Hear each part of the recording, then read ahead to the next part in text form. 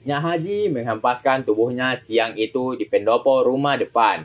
Di sana sudah ada Ustadz Junaid, Ustazah Ipa, dan Kiai Basri. Mungkin ini saatnya, pikir Nyai Haji. Sekarang saatnya, si cantik Ipah bilang bila mereka mendapat tugas agar menjadi kiai pesantren di tanah wakaf keluarganya. Mereka mengobrol ringan, diiringi kopi, teh, dan cemilan seadanya. Abah Haji dan Ustadz Junaid membicarakan hal yang ringan terlebih dahulu tentang keadaan pesantren. Juga kisah Ustadz Junaid yang memang sudah dikenal sebagai ustadz yang dihormati di kampungnya.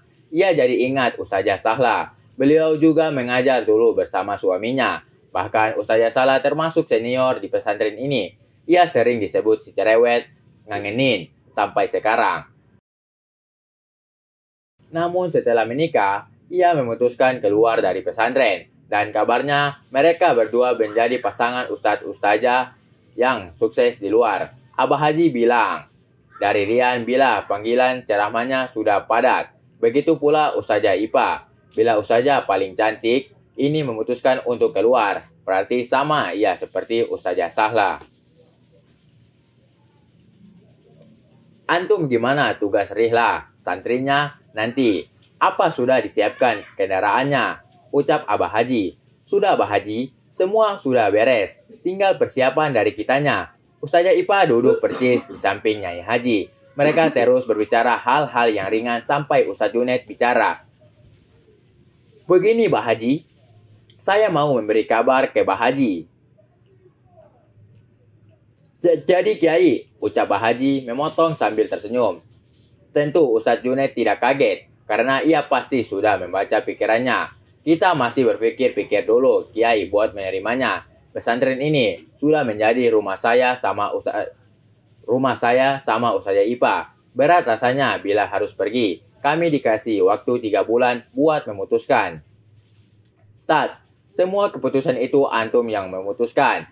Antum yang tahu terbaik. Bukan Abah, bukan Nyai Haji. Jadi Abah serahkan keputusan di antum. Meski berat, kalau sudah jadi keputusan antum.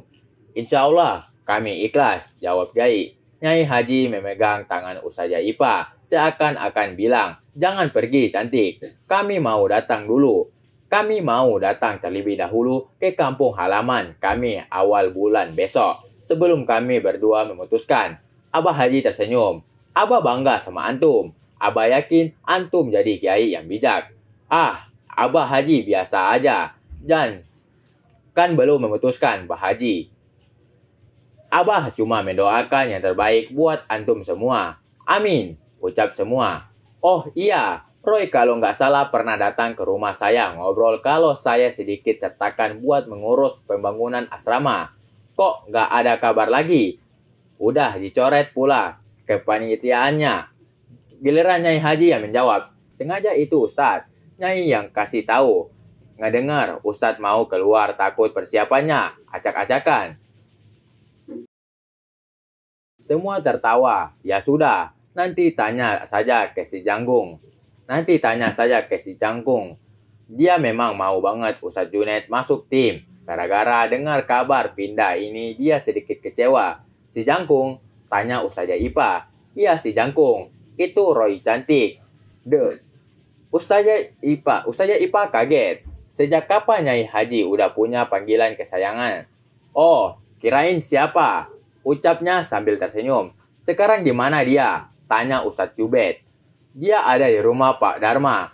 Nanti malam dia kesini. Siang ini dia ada di rumah Pak Dharma buat ngerapihin tugas audit sama Nengsi. Katanya lagi ada audit dulu hitung-hitungan pesantrennya sebelum didiskusikan nanti malam. Jawab Nyai Haji. Wah, sekarang sibuk ya sama Pak Dharma. Malam nanti insya Allah kesini. Dah lama juga gak pernah tahu Pak Dharma lagi. Mudah-mudahan istiqomah proses hijrahnya, ucap Ustadz Junaid. Ada telepon masuk ke HP Roy. Ternyata Nyai Haji. Assalamualaikum Nyai. Kenapa? Waalaikumsalam. Roy, di mana?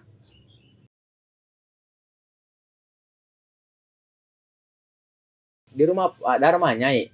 Udah beres susunan auditnya?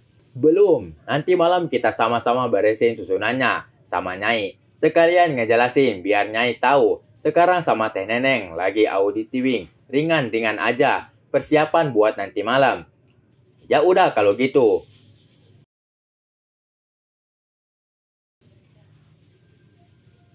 Udah ke pesantren dulu. Soalnya Nyai gak ngerti. Antum yang mengerti. Ada yang mau Nyai tanyakan mengenai skema pembangunan perpus yang terbengkalai itu.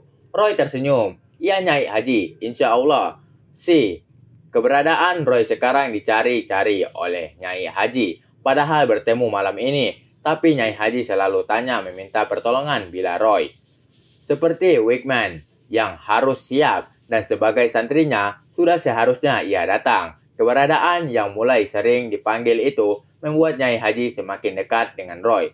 Setelah beberapa hari telah berlalu, setelah berbulan-bulan terlewati, Nyai Haji dan Roy hanya sebatas saling mengagumi semata.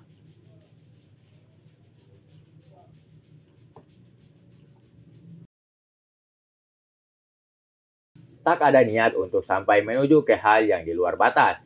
Seperti yang biasa Roy lakuin ke yang lain. Memang, setiap kehidupan ada hal yang tak perlu didapatkan untuk menjaga kestabilan hubungan. Semua telah terbangun, semua rencana telah berdiri dengan baik. Satu persatu para tamu di guest house mulai berdatangan, mulai mencuat keluar hingga tempat yang telah diusung oleh Roy kini sangat amat bermanfaat buat mereka. Roy tentu sudah harus memikirkan kemana arah masa depannya tertuju. Tak mungkin dia begini-begini terus. Jadi,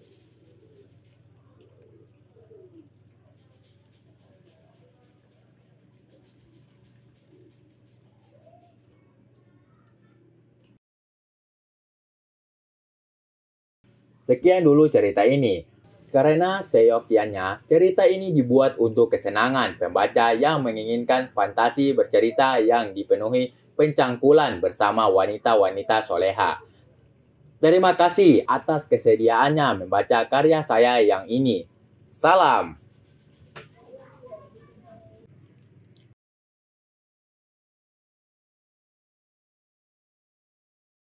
Terima kasih sudah ikut cerita Royhan. Support channel kami biar lebih semangat lagi dan terima kasih buat semuanya. Semoga di awal tahun ini kalian semua diberikan rezeki yang berlimpah. Amin.